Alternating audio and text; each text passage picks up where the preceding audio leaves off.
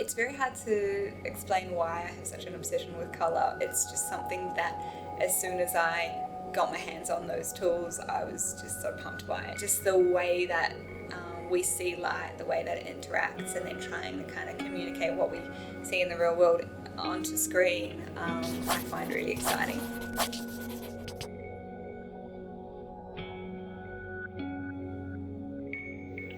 My name's CJ Dobson. I'm a film colorist. I live in Melbourne and I work on commercials, music videos, documentaries, TV series and feature-length films as well. So colour grading is one of those things that even within the film industry it's very much a dark art and was for a long time very much reserved for people who had access to $1 million suites. Clients are paying $1,000 an hour, so it was not very accessible for a very long time. The best way to describe a colorist is talking about editing, but just colour. So I also say it's a bit like a photo retoucher. Once the pictures have been edited, it's up to me to balance out the colours, so the brightness, the saturation, the hue, making sure that everything's consistent, and secondary we would then apply a look or a feel, so maybe they wanted to feel cool and moody or higher contrast or lower contrast, so it's up to us to kind of communicate the narrative of the film and support the story through colour.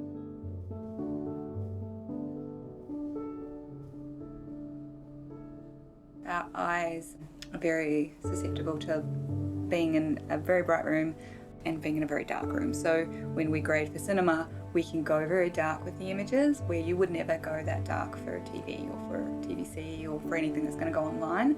So the reason we're in a cinema is so that we can shut down all the lights and it can be really dark, and we have a better idea of, well, we have an exact idea of what people are going to be seeing in the cinema.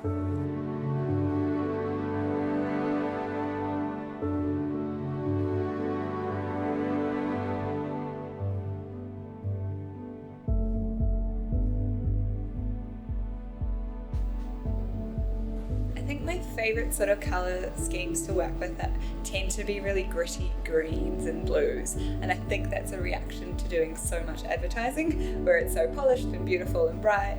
When I get the opportunity to do something the opposite, I have a lot of fun with that. Usually with things like thrillers and horrors, you might see a bit of a darker approach, a bit less light in the image. We might cast some green in there because it can kind of make people feel a bit sick and uncomfortable, and I have a lot of fun with that. I think that's probably one of my favourite things to do, is just go, well, people are supposed to feel uncomfortable here, so how can I use colour to communicate kind of a sense of discomfort? So sometimes that can be through darkness, or it can be the opposite, that it's too bright. And I'm constantly quizzing people about their reaction to that, and ask people, what did you think? And they don't really know.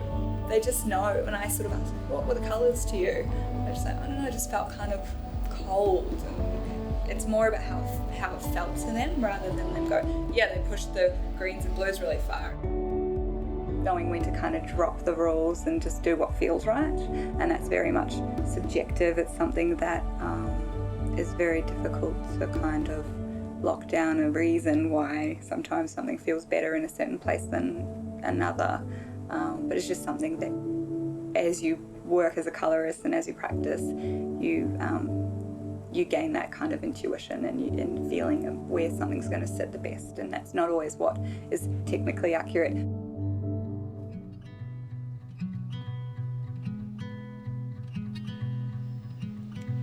I think the thing that inspires my work as far as my colour grading, it's really the world around us.